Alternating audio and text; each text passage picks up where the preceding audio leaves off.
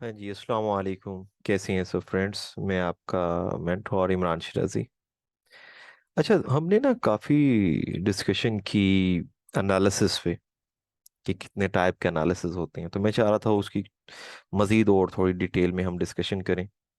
Overall world level पे अगर आप डिस्कशन करते हैं, वर्ल्ड लेवल क्या, आप दुनिया के किसी बिजनेस को भी डिस्कस करते हैं तो उसका ज़रूर सिनेरियो देखा जाता है। कोई बिजनेस भी करते हैं उसका सिनेरियो देखते हैं कि भाई ये बिजनेस मैंने करना है, उसके लिए कौन सा एरिया होना चाहिए और उस पे कौन कौन सी चीजें इफेक्ट करती हैं। उसमें मैंने आपको पहले पिछले लेक्चर में थोड़ा डिटेल में ही बताया था। अब वो जो ऑप्शंस थे तीन, के तीन टाइप्स के एनालिसिस होते हैं। हम कोई बिजनेस भी करें, किसी बिजनेस को भी करें, तो उसके लिए हमें थ्री टाइप्स के एनालिसिस चाहिए। उसमें से नंबर वन पे था हमारा फंडामेंटल एनालिसिस था। सेकेंडली हमारा सेंटीमेंट था। फोर्थ नंबर पे हमारे पास टेक्निकल था।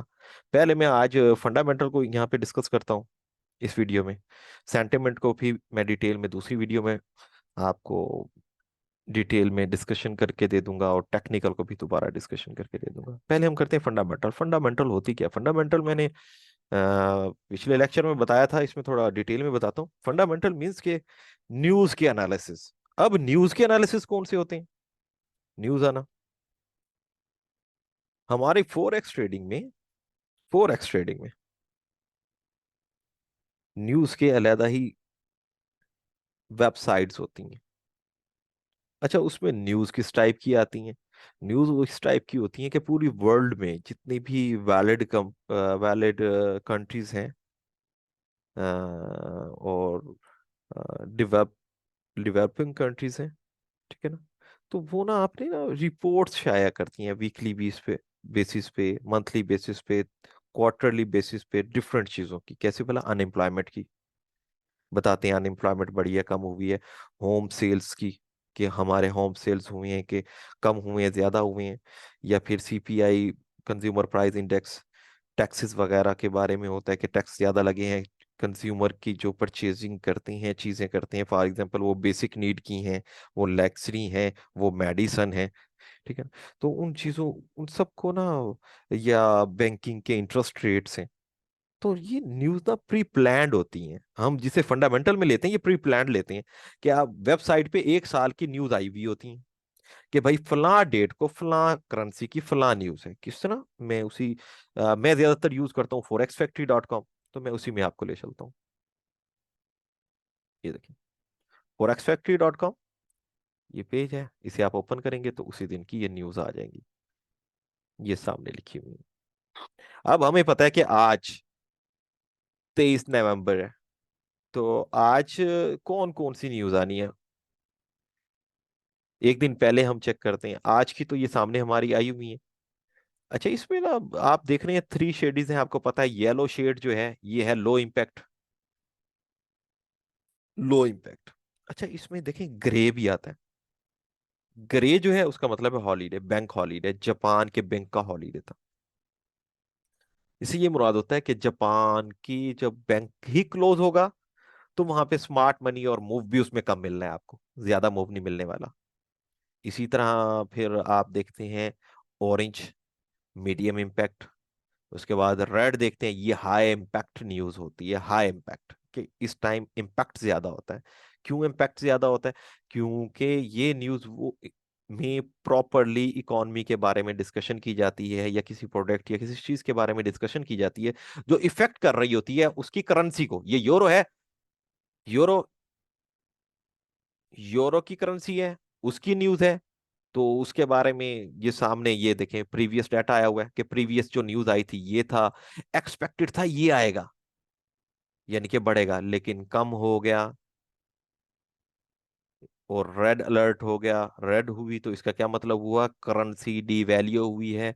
करेंसी जब डीवैल्यू हुई है तो इसका मतलब है कि अगर यूरो को सेल किया जाए तो वहां हम इनकम कमा सकते हैं, जनरेट कर सकते हैं। अच्छा, ये आगे फिर डिस्कस करते हैं, पहले यहाँ पे आ जाते हैं।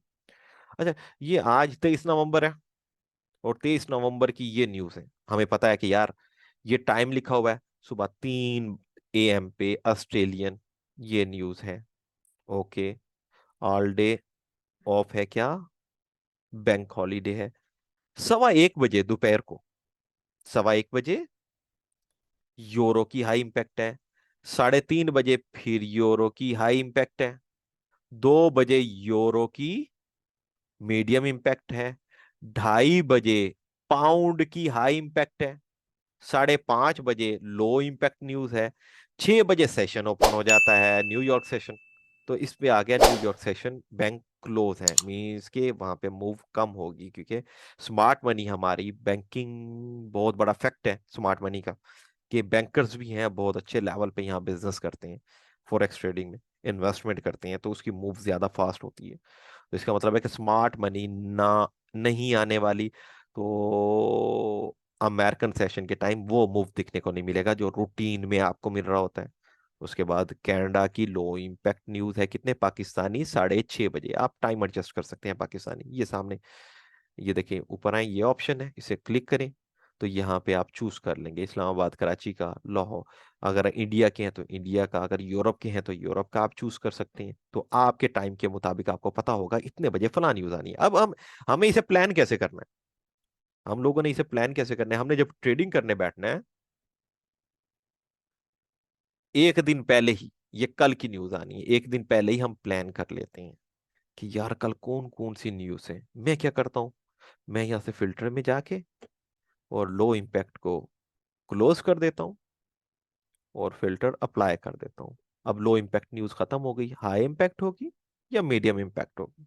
अब मुझे पता है कि भाई मीडियम इम्पैक्ट न्यूजीलैंड की न्यूज आनी है 2:45, 2:45 पे सुबह, यानी कि AM। उसके बाद फिर दोपहर को 2 बजे 2 PM यूरो की मीडियम इम्पैक्ट आनी है। 6:30 कनाडा की मीडियम इम्पैक्ट है। 7:45 पे USD डॉलर की हाई इम्पैक्ट न्यूज है। फ्राइडे को, कल कल का हमने प्लान कर लिया। अब हमें पता है कि यार जब मैं ट्रेड कर रहा हूँ 6:30 हमें मूव ज्यादा फास्ट दिखेगी किसमें, कैनेडियन डॉलर में। 7:45 इसमें अच्छी खासी मूव आने वाली है। 7:45 इसमें हमें पहले ही पता, एक दिन पहले पता चल गया। अब हम जब प्लान कर रहे होंगे, जब ट्रेडिंग कर रहे होंगे, तो 7:45 हम अलर्ट होंगे कि यार न्यूज आने वाली है। और न्यूज अगर पॉजिटिव आती है कि नेगेटिव आती है, ये करेंसी जो है डॉलर की न्यूज है ना, तो डॉलर वीक होता है कि स्ट्रांग होता है, यहाँ पे जब एक्चुअल रेट्स आएंगे, रेड में आएंगे, तो समझ लें कि डॉलर नेगेटिव हो गया, वीक हुआ। और अगर प्लस में आ जाता है तो इसका मतलब क्या हो गया, ग्रीन में आ जाता है डाटा, तो इसका मतलब हो गया कि डॉलर स्ट्रांग हुआ। अगर ये प्लस एंड माइनस में आ जाता है, ये ग्रीन आती है, एक ग्रीन आती है और एक रेड आ जाती है, ठीक है ना, तो इसका मतलब है कि